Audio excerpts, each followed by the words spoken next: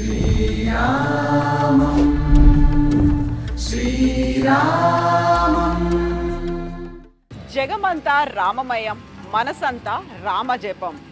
జనవరి 22, 2024లో కోట్లాది మంది ఎదురు చూడబోతున్నటువంటి ఒక రోజు ఆ కళ సాకారం కాబోతోంది. కొన్ని ఏళ్లుగా దశాబ్దాల తరబడి జరుగుతున్నటువంటి ఒక పోరాటానికి ఆ రోజు ప్రత్యక్షంగా అందరూ రామ్ లల్లాని దర్శించుకోబోతున్నారు. అందుకు సంబంధించి ప్రస్తుతం మనం ఉన్నాము రామ్ సేవాపురంలో. ఇందులో ప్రత్యేకంగా కనిపిస్తున్నవి నా పక్కన ఉన్నవన్నీ కూడా శిలలు, వివిధ ప్రాంతాల నుంచి వచ్చినటువంటి శిలల్ని మనం ఇక్కడ చూస్తున్నాము.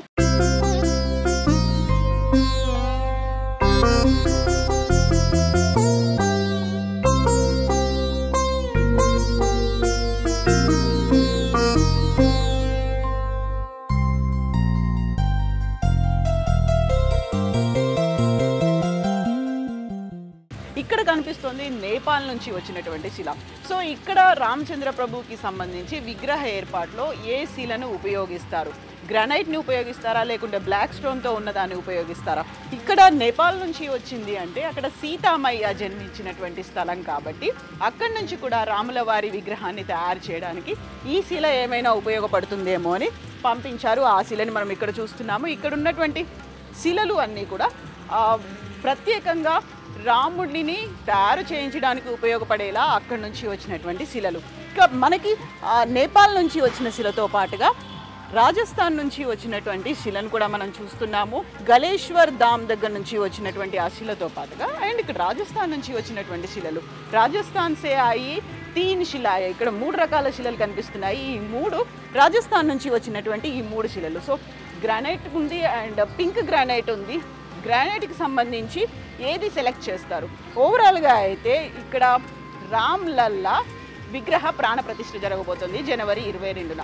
అక్కడ 3 రకాల విగ్రహాల్ని ఎంచుకున్నట్టుగా రామ్ జన్మభూమి తీర్థక్షేత్ర ట్రస్ట్ వెల్లడిస్తోంది. అందులో ప్రత్యేకంగా 2 బ్లాక్ స్టోన్తో తయారైతే 1 గ్రానైట్తో తయారైంది. ఏది ఫైనల్ చేస్తారు? 17న బహిర్గతం కాబోతుంది. అప్పటిదాకా ఆ విగ్రహానికి సంబంధించి రూపురేఖలు కావచ్చు, ఒక ఫోటో కావచ్చు, బయటికి వెల్లడించట్లేదు. సో మనం నేపాల్ నుంచి చూసాము, ఆ తర్వాత రాజస్థాన్ నుంచి వచ్చిన దగ్గరది శిలని కూడా చూసాము. సో ఇక్కడ మనకి కనిపిస్తోంది కర్ణాటకకి చెందినటువంటి శిల. సో ఈ శిలలు కూడా అతి కీలకంగా కాబోతున్నాయి. ఏ శిలని ఎన్నుకుంటారు అనేది. సో 3 రకాల విగ్రహాలను అయితే సెలెక్ట్ చేశారు. అందులో 2 బ్లాక్ స్టోన్ ఉంది, 1 గ్రానైట్ ఉంది. ఇప్పటిదాకా ఒక అఫీషియల్గా ఫైనల్గా ఒక కామెంట్ అనేది రాకపోయినప్పటికీ కూడా రామ్ లల్లా విగ్రహం అనేది బ్లాక్ గ్రానైట్తో ఏర్పాటు చేశారు అనేది, అది కర్ణాటకకి చెందినటువంటి విగ్రహం అనేది. సో ఓవరాల్గా అయితే ఇక్కడ ఉన్నటువంటి ఈ శిలలన్నీ కూడా కర్ణాటక సే ఆయి 3 శ్యామ్ శిలాయ, అంటే కర్ణాటక నుంచి వచ్చినటువంటి 3 నల్ల రాతి శిలల్ని మనం చూస్తున్నాం. సో జనవరి 22న ఈ రాళ్ళకి సంబంధించి, ఈ శిలలకి సంబంధించి ఏది విగ్రహంగా మారింది, ఏ శిల ఉపయోగపడబోతోంది అనేది జనవరి 15న తెలుస్తుంది. ఆ శిలతో తయారైనటువంటి రామ్ లల్లాకి సరయూ నదీ జలాలతో అభిషేకం చేసిన తర్వాత జనవరి 22న ప్రాణప్రతిష్ఠ జరగబోతోంది. శ్రీరామం శ్రీరామం